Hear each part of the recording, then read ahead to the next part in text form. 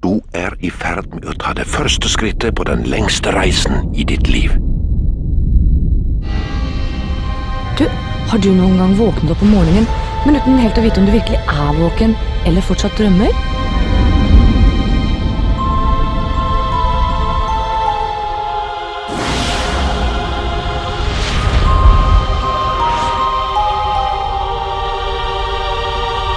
Det har skjedd merkelige ting I det siste.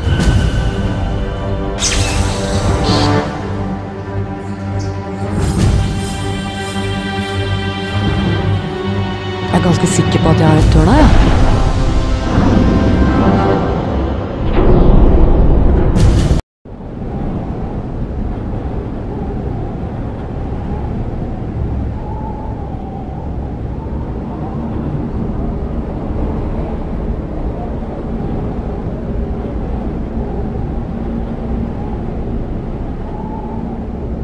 Jeg står ved skillet mellom oppvåkning og drøm.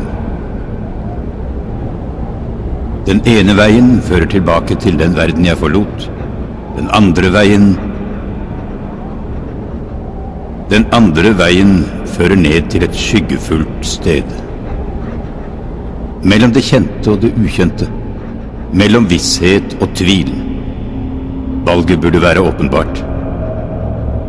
Et hvert fornuftig menneske hadde snudd, reist tilbake til den verden han kjenner, glemt det han har lært, og fortsatt sitt liv I lykkelig uvitenhet. Men det allerede for sent. Mitt valg ble tatt for mange år siden, da jeg først la ut på denne reisen. Jeg kan ikke snu. Jeg står ved et veiskille, men for meg det bare én vei. Jeg etterlater disse ordene I håp om at de en dag vil tjene som et kart for andre. Om du leser dette, hell og lykke på reisen. Oppsøk meg dersom du bestemmer deg for å følge I mine fotspor. Brian Westhouse.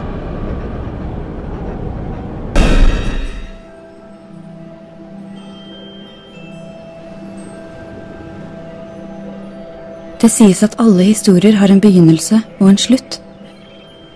Det stemmer kanskje I de fleste tilfeller, men av og til de to ett og det samme. Jeg heter Zoe Castillo. Jeg pleier ikke å være så blek, men det en av ulempene ved å ligge I koma. Siden jeg ligger der I sengen, men snakker til deg her utefra, må vel dette kunne kalles en ut-av-kroppen-opplevelse.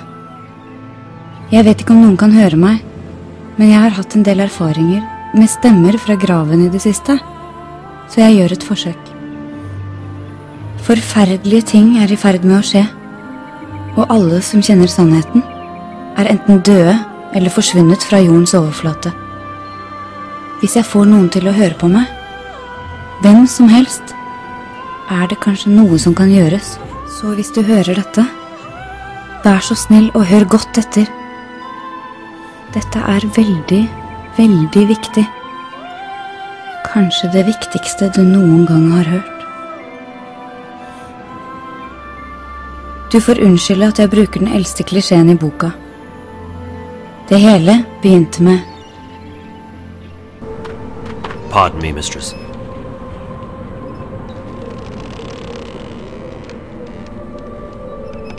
Yes? My apologies, mistress. I'm not familiar with this city and I seek a place to get a hot meal nearby.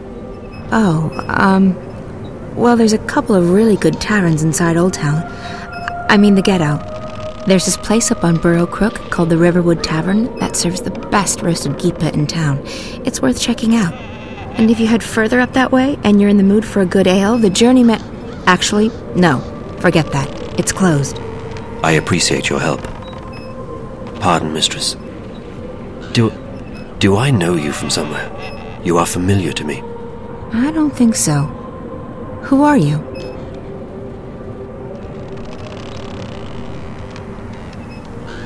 I'm Kian Alvane. I'm an Azadi apostle. I just arrived in the city. Why are you telling me this? Honestly, mistress, I'm not certain. It seemed the right thing to do. Perhaps I simply wanted to speak with someone who is not Azadi to find out what you truly think of my people. What I think of your people? I find you, Azadi, arrogant and full of yourselves. You believe you have a right to impose your politics and religion on others. And you actually have the audacity to believe that we should be grateful for that. Your honesty is refreshing, mistress, though I do not agree with your views. It's not a question of agreeing or disagreeing. It's a question of facts. You invaded our lands, you imposed yourselves on us. We delivered you from a brutal and deadly enemy. We liberated your city. We fed your hungry and housed your homeless. We made your land safe again. Without us, you would not be here. Without us, your people would be scattered, broken, dead. Your cities would be in ruins and your temples burned to the ground. We have only done what we know to be right. We wish only for you to walk in the light of our goddess, to hear her word and to know her love. Tell me, mistress, how have we wronged you? How have we imposed on you with our charity and goodwill? Charity and goodwill? Is that what they call a military occupation these days? Don't mistake gratitude for love, Azadi. A lot of people were grateful that you liberated Marcuria from the tyrant hordes. Others are grateful for what you've brought with you: technology, airships, exotic goods, increased trade. And your soldiers, they've made the Northland safe against our enemies, and Marcuria's streets secure to walk at night, as long as you're human, of course. I'm embarrassed to say there are even those who are happy you've rounded up all the non-humans and stuck them in a ghetto. So sure, there are those who are grateful and those who have gained a lot from your presence here. As for the silent majority, well, who wants to rock the boat when there's food on the table, a roof over your head, and a job to pay the bills? But ask those who are no longer allowed to speak their minds, to walk the streets, or to practice their religion. What do you think they'll say? Ask a sentinel minstrel, if you can find one, what they felt when you leveled their holiest shrine to the ground to make room for your tower.